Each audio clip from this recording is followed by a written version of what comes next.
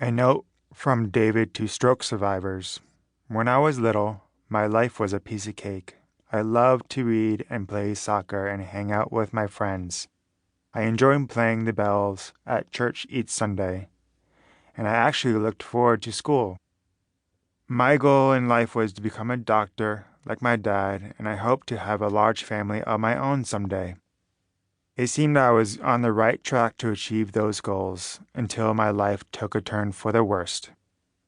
It was Christmas of 1994, and I was 10 years old. After we finished opening our presents, my grandparents told me and Mike that they had one last special gift for us. They gave us clues about what the surprise was: a golden lion, an emerald city, Greek gods, a large pyramid with cool hieroglyphics inside. Mike guessed it. The surprise was a family vacation to Las Vegas that spring. I was so excited. It was going to be a trip that we'll never forget.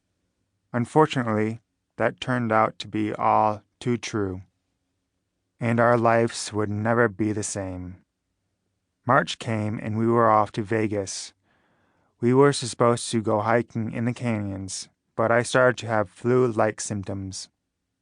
My mom and I stayed behind while the others headed out, and I laid down to rest. When I woke up, I could no longer talk and my right side was dragging like a dead fish. I was having a stroke. I don't remember much about the next few weeks. I didn't understand what was going on and couldn't understand what people were saying. It was like waking up in a country where you don't speak the language. I was hooked up to the machines and I had tubes in my arms, and people kept sticking needles into me. The doctors ran tests and eventually discovered that I had a rare vascular abnormality called Moya-Moya disease, which is what caused the stroke. I lived in the hospital for nearly 3 months.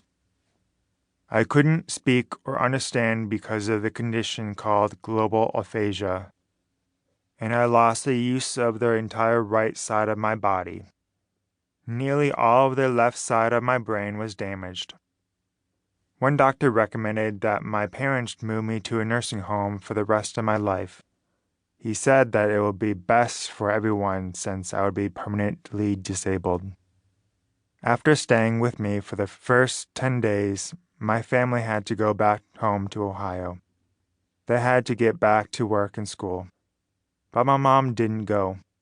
She stayed by my side in the hospital.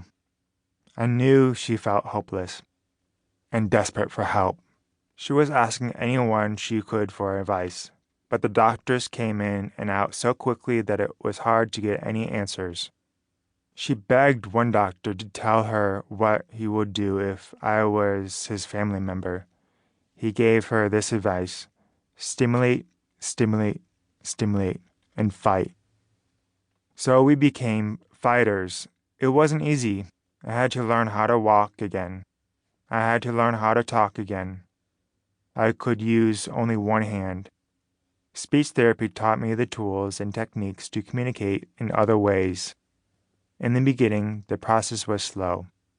I used words and image boards so I could point to what I needed. I had to learn simple words like yes or no. And I got confused hearing simple questions like, "Do you want some water?"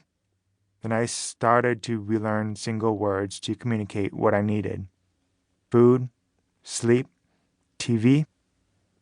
Physical therapy helped me with my legs, allowing me to go from using a wheelchair to walking between parallel bars to using a cane. I had to learn how to write with my non-dominant left hand in occupational therapy. My 3-day trip to Las Vegas ended up being nearly 3 months of inpatient rehab. I continued outpatient therapy and rehabilitation for nearly 15 years. Fast forward to today. I can walk, I can talk, I can drive. I have many abilities. Things aren't as easy as before, but I live independently and try to have a normal life.